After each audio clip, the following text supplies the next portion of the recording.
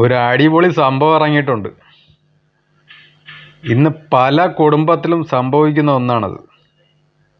ഈ ജനറേഷനിൽ സ്വന്തം അപ്പന്മാർ എന്താണെന്ന് മനസ്സിലാക്കാതെ ആ അപ്പൻ തൻ്റെ മക്കൾക്ക് തെറ്റ് സംഭവിക്കുന്നു, തെറ്റായ വഴിയിൽ പോകണമെന്ന് മനസ്സിലായി കഴിഞ്ഞാൽ ഒന്ന് ചോദ്യം ചെയ്താലോ അതിനെക്കുറിച്ചൊന്ന് സംസാരിച്ചാലോ ആ മക്കളുടെ ഭാഗത്തു നിന്നുള്ളൊരു മറുപടിയെ ആ മറുപടി കേൾക്കുമ്പം ആ അപ്പനെന്ന മനുഷ്യനുണ്ടല്ലോ, കത്തി നിൽക്കുന്ന ആ മനുഷ്യൻ അങ്ങ് ഉരുകി ഇല്ലാതാവുകയാണ്.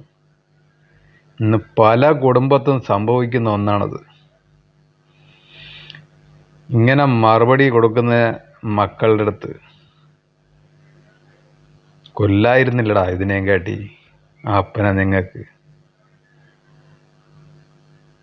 ഇങ്ങനെ നെഞ്ചിനകത്ത് കത്തി കുത്തി കയറ്റുന്ന പോലുള്ള മറുപടി കൊടുക്കുന്നതിനെക്കാട്ടി നല്ലത്. എത്ര താലോലിച്ച് ഓമനിച്ചാണ് നിങ്ങളെ വളർത്തി വലുതാക്കി ഈ നിലയിൽ കൊണ്ടെത്തിച്ചത്. ഞാനൊക്കെ 40 വയസ്സ് കഴിഞ്ഞ്. ഇന്നും നമ്മുടെ അപ്പനെന്ന് പറയുമ്പം നമുക്ക് ഒന്ന് പറഞ്ഞ് തേപ്പിക്കാൻ പറ്റില്ല ആ മനുഷ്യനെ കുറിച്ച് ഒരു വാക്ക്. അത്രയ്ക്കും കത്തി നിൽക്കുന്ന ഒരു സൂര്യനാണ് നമ്മുടെ അപ്പനെന്ന് പറയുന്നത്. ഈ പ്രായത്തിലും അദ്ദേഹത്തിന് വേദനിക്കുന്ന രീതിയിൽ ഒരു വാക്ക് പോലും നമ്മുടെ നാവെന്ന് വീഴാതിരിക്കാൻ നമ്മൾ ശ്രമിക്കുന്നുണ്ട്. എന്നാൽ ഇന്നത്തെ ജനറേഷൻ നമുക്കൊന്നും പിടിച്ചു നിർത്താൻ പറ്റാത്ത രീതിയിലാണ് പിള്ളേരുടെ ആ പോക്ക്. ഈ അപ്പൻ്റെ വേദന എന്താണെന്ന് മനസ്സിലാക്കണമെങ്കിൽ നിങ്ങൾ ഒരപ്പനാവണം. എന്നാലേ നിങ്ങൾക്ക് മനസ്സിലാവുള്ളൂ. ആ മനുഷ്യൻ്റെ ആ ഒരു നിൽപ്പ് നിങ്ങൾ ശ്രദ്ധിക്കണം. ഈ വീഡിയോ നിങ്ങളൊന്ന് കാണണം മുഴുവനായിട്ട്. അത്രയ്ക്ക് നെഞ്ചുരുകിയാണ് ആ മനുഷ്യൻ നിൽക്കുന്നത്. അപ്പോൾ വീഡിയോ നിങ്ങളൊന്ന് കണ്ടു നോക്ക്. ലഡു എടുക്കുക. എന്താ തങ്കച്ചേട്ടാ ഈ ലഡു ഒക്കെ ആയിട്ട്? അതൊക്കെ പറയാ. ഇപ്പൊ ഓരോന്നെടുക്കേണ്ടി വരും. എന്താ തങ്കച്ചേട്ടാ കാര്യം? അതെന്റെ മോനെ പൈസ അറിയിച്ച് അതിന്റെ വല്ലണ്ടാ. ഇതെന്താ സംഭവം? മോൻ പൈസ അറിയിച്ചെന്നാ?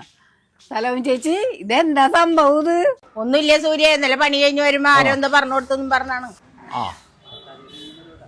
തങ്കച്ചേട്ടോയ്, എവിടെ പോയി?